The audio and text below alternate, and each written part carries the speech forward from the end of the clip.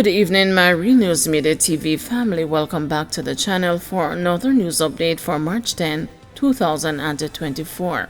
And in the news this evening, cramping gone down at a Trelawney home. Trelawney police are probing the circumstances surrounding Saturday morning's killing of a 64-year-old man at his home. The deceased has been identified as Claude Chamberlain, also called the Crampy, of Martha Brae in the parish. According to reports from the Corporate Communications Unit of the Jamaica Constabulary Force, Chamberlain was at home about 9 a.m. when he was shot by men who alighted from a Toyota Axia that drove up. Upon the arrival of members of the police who were summoned, they discovered Chamberlain's bullet-riddled body. Investigations continue. Jamaican predator nabbed in U.S. sex offender sweep. An elderly Jamaican who has been labeled as a predator by law enforcers in the U.S. due to his status as a registered sex offender is now awaiting his deportation proceedings in the North American country. Enforcement and Removal Operations Boston reported last week that the unlawfully present 61-year-old was convicted of sexual assault of a minor.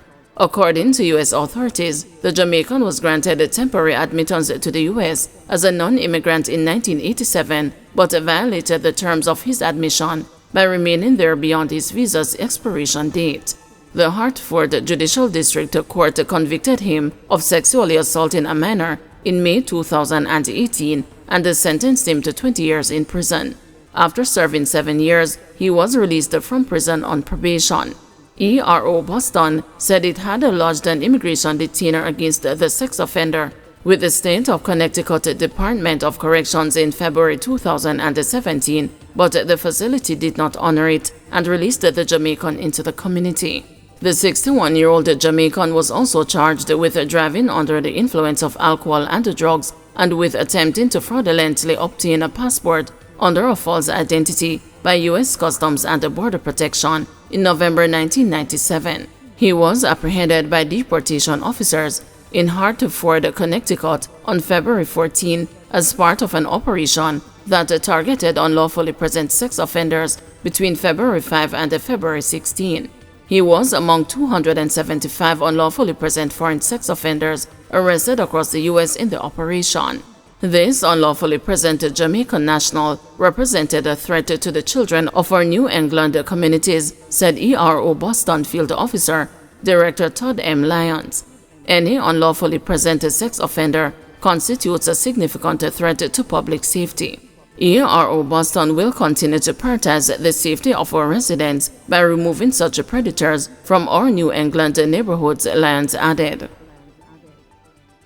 Biker shot dead in Grange Hill. A man was shot dead while on his parked motorcycle in Geneva, Grange Hill on Saturday night.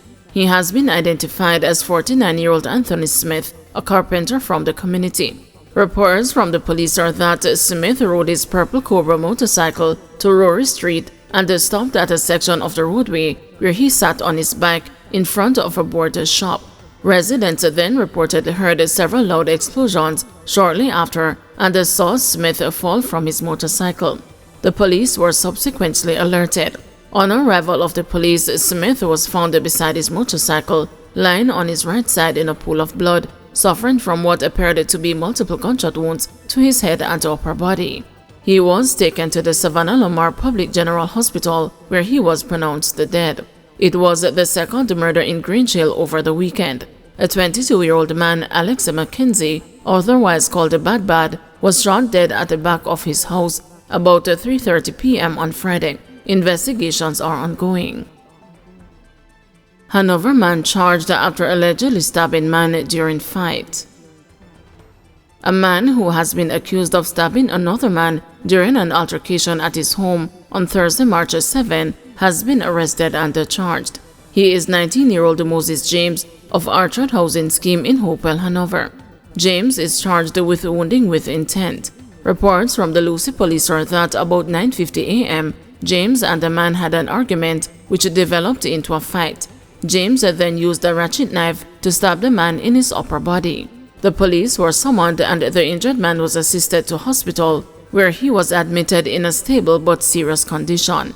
James was arrested and later charged on Saturday, March 9, the police said.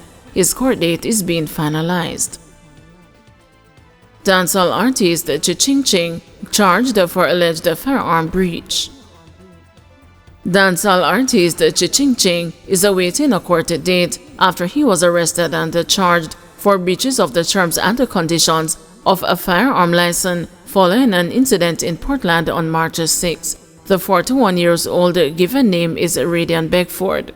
The police say Beckford was driving a black Toyota Vanguard RAV4 along the Sansan Main Road in Portland when he was signaled to stop by a team conducting vehicular checks for illegal weapons and drugs.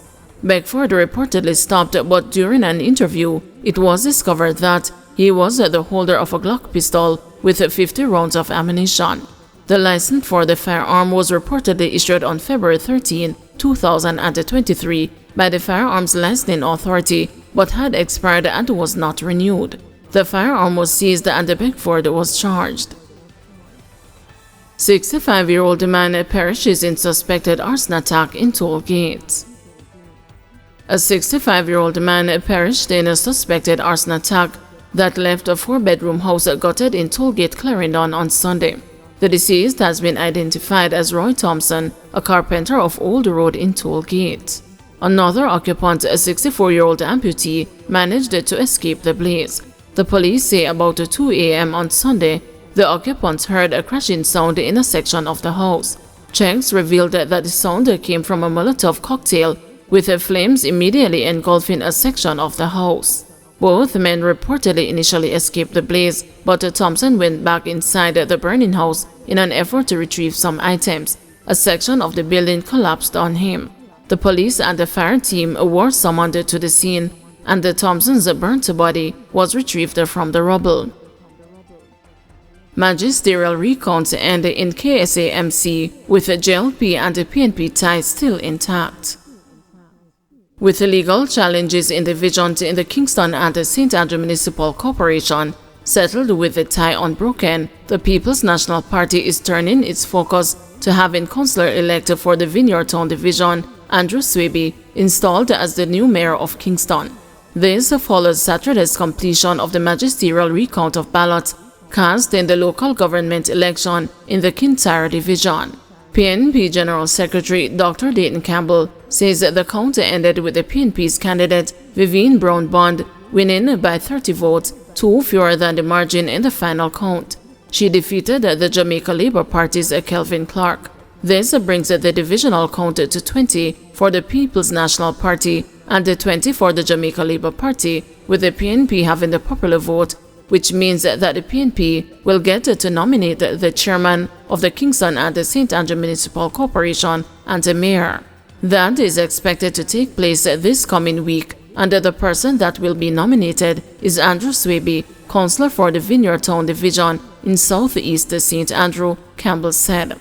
Meanwhile, the PNP abandoned its push for magisterial recount in the Mavis Bank Division, with its lawyers reportedly noting that it was unlikely there would be a change in the result.